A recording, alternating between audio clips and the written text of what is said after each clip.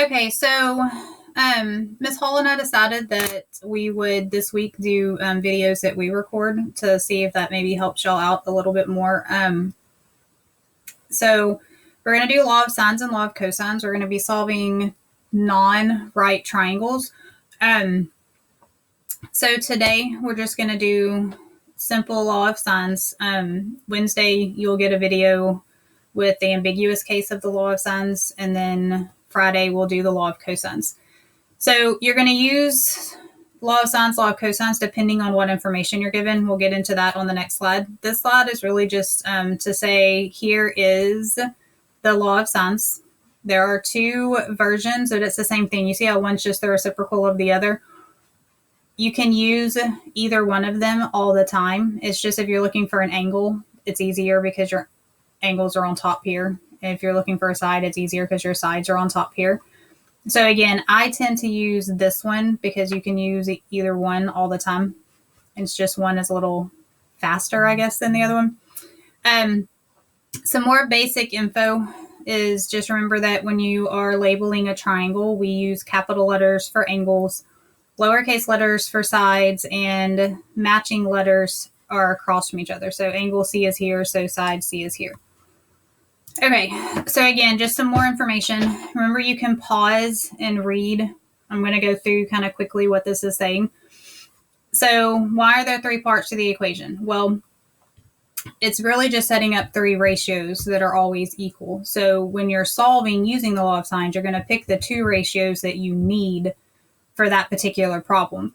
If you want to see a proof of where the law of sines comes from, you can look in your textbook. I think that is page 459. Here, let me make sure I'm not lying to you.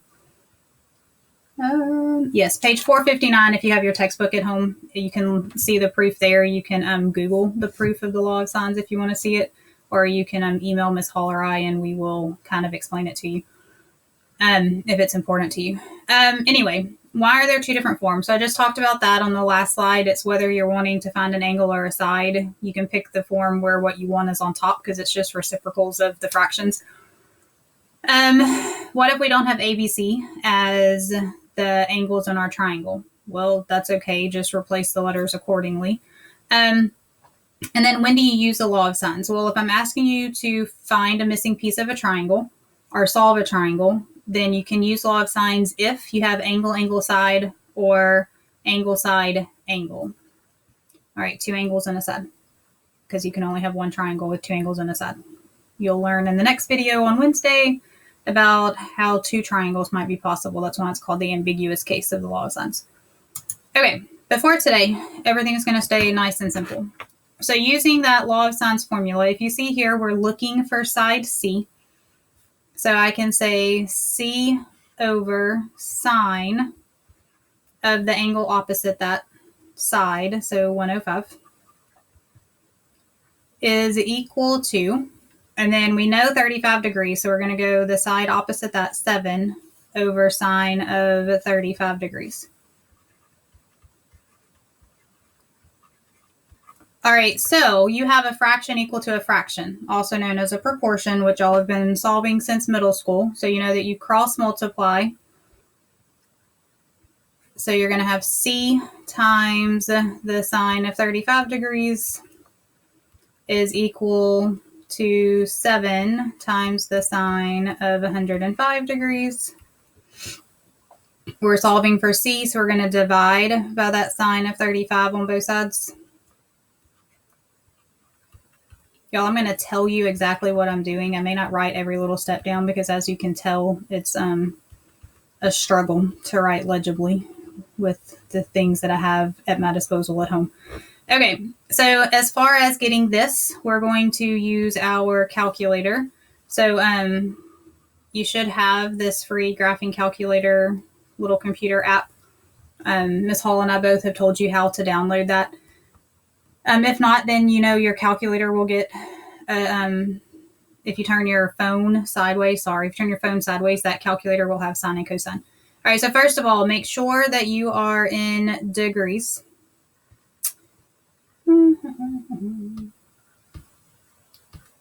Degrees. Okay. And then we can not do that. There we go. Okay, so then we can just type this in. So I want 7 sine of 105, close your parentheses, and then divided by sine of 35 degrees. And you get apparently twice. 11.788. So pay attention to what the directions say on where to round. As a general rule, we've been rounding to 3 decimal places because that's what the AP exam wants for those of you that are going to take calculus next year. So if you're not told, when in doubt, give me 3 decimal places. If your directions tell you, then you can go with that. And I literally just forgot that fast. 11.788. All right, so side C is 788? Y'all for real? Yes, okay. All right, so next example, we're going to find angle B. All right, so if we set it up the way that I generally do, I just always remember the formula the same way. If you want to set it up the other way, that's fine. So we're looking for angle B, so I need to know side B.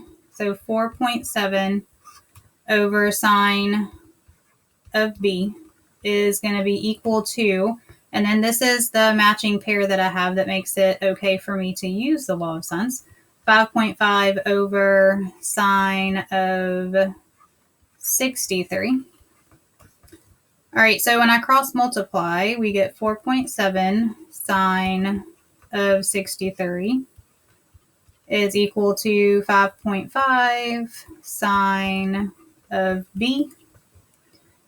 All right, so we're going to divide by the 5.5.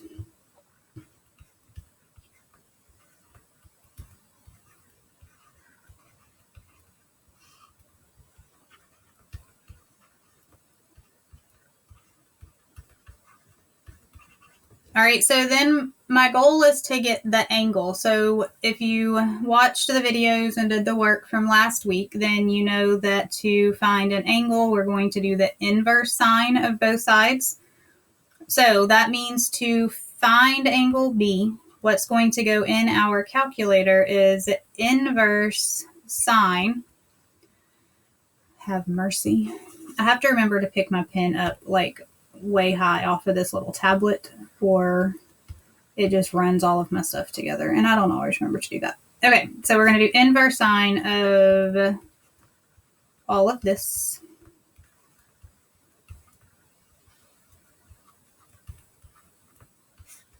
All right, so in my calculator,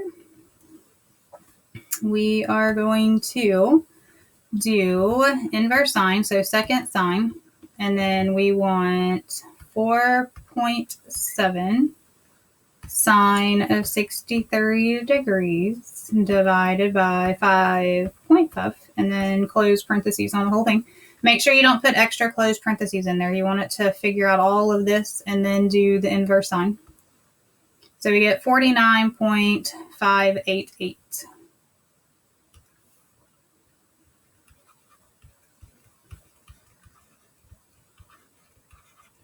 And that was an angle, so degrees.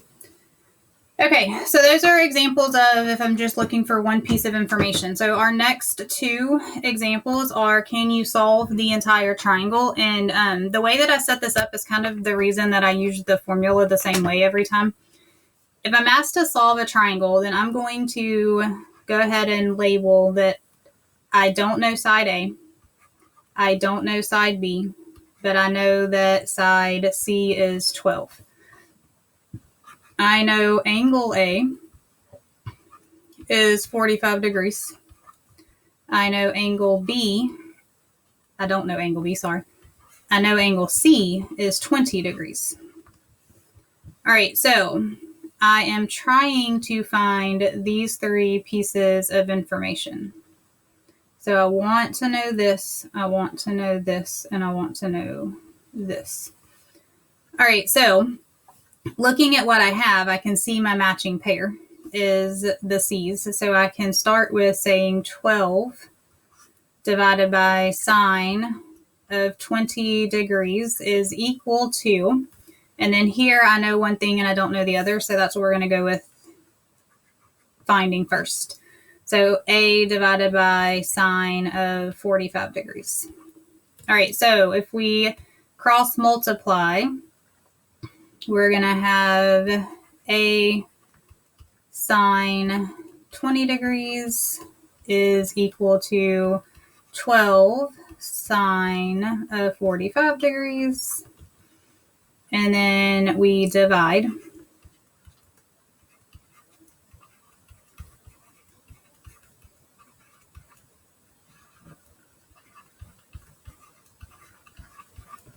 All right, so then we go to our calculator and we type that in. So we have 12 sine, only one sine,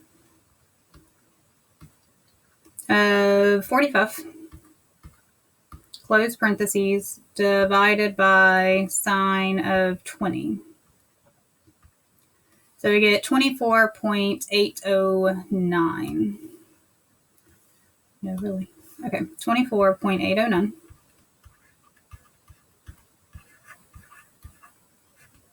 Is our side A. Sorry, 24.809. All right, so now we need to figure out how we're going to go about getting these B values. Well, first of all, remember that if you know two angles of a triangle, you can find the third one because the angles in a triangle add up to 180. So if I do 180 minus 45 minus 20, I can get angle B. Okay, I probably should have thought that out better. We'll go back and rewrite it. So angle B is equal to 180 minus 45 minus 20. So what is that? 160. So 105. Yeah, really. I'm going to grab a calculator because my brain is fried. Minus 45 minus 20. 115. See, I knew I was wrong. Okay. So then to find side B, we're going to set up something similar to what we did for side A.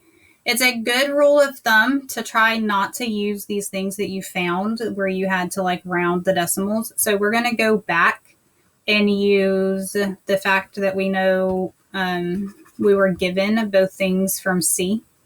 So we can set up 12 over sine of 20 is equal to, now we're looking for B over sine of 115 degrees. All right, so instead of writing all of this out like I did over here, I'm going to go with a little bit of a shortcut, and it's not really a shortcut. You're doing all the math. You're just not writing it all down. So I can say that I know B is equal to multiply the two that are across and divide by the lonely. So 12 sine of 115 over sine 20. If you need to write out every little step, that's really perfectly okay. I just like to write as little as possible. So again, multiply the two diagonal and divide by the other one.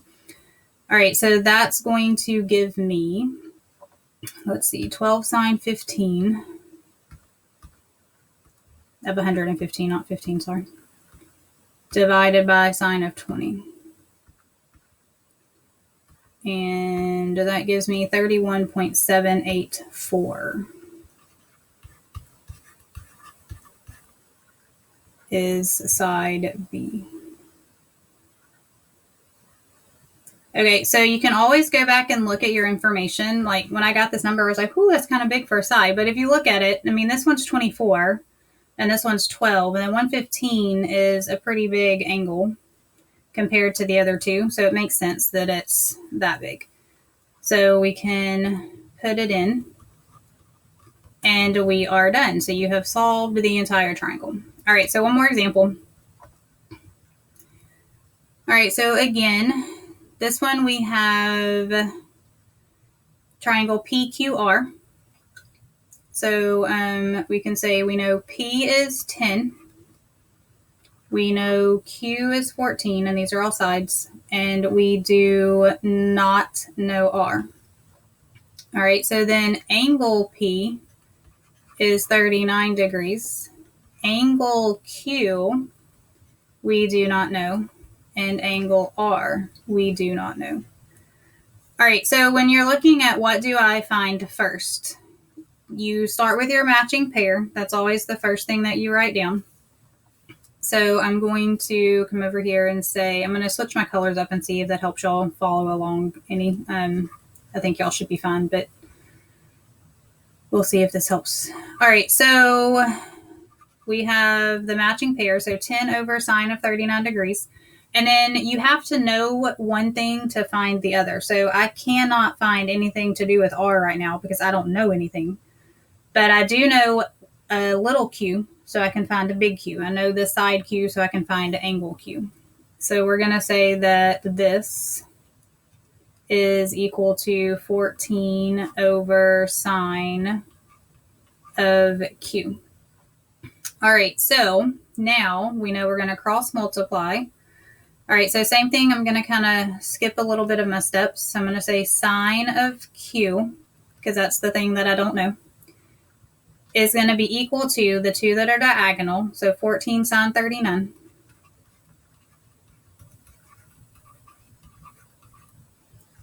over 10. All right, and then remember to find the angle, you have to inverse sine. So I'm going to do the inverse sine of all of this in my calculator. Okay, I won't try to squeeze that in up there. I was going to, but that's going to be a hot mess. Okay, so we'll go back to, and I'll just write it. Okay, so we're going to inverse sine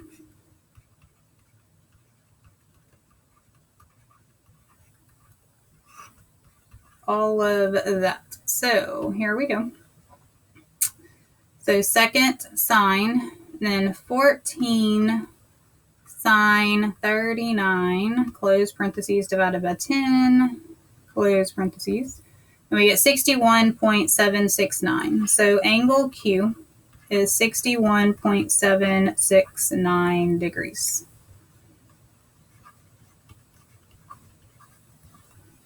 Okay, so next, what do we have that we can find? Well, I know these two angles, so I should be able to find the third angle in my triangle. So to find angle R, we're going to do 180 minus 39 minus 61.769. All right, so 180 minus 39. Okay. Minus 61.769. So what is that? 79.231.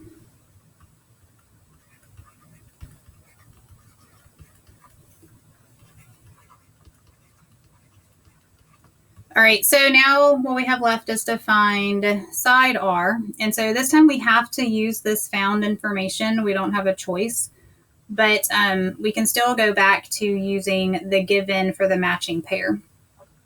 So we're going to set up that we want to do 10 divided by sine of 39 degrees is equal to R divided by sine of 79.231 degrees. All right, so working on solving that, we are trying to find R, and that should be equal to the two that are diagonal divided by the sine of 39 degrees. All right, so if you think about, if we cross multiply, you get 10 sine of 79.231 equals R sine 39. So we just divided the 39 to the other side. All right, so now in my calculator, I can do 10. Yo, this is making me nuts. Those of you that aren't used to me, I'm a apologize for talking to myself. So let's see, 10 sine of 79.231. Close parentheses divided by sine of 39. And we get 15.610. All right, so back up here to finish filling in our information. Is that what I just wrote? No, 6-1, not 1-6.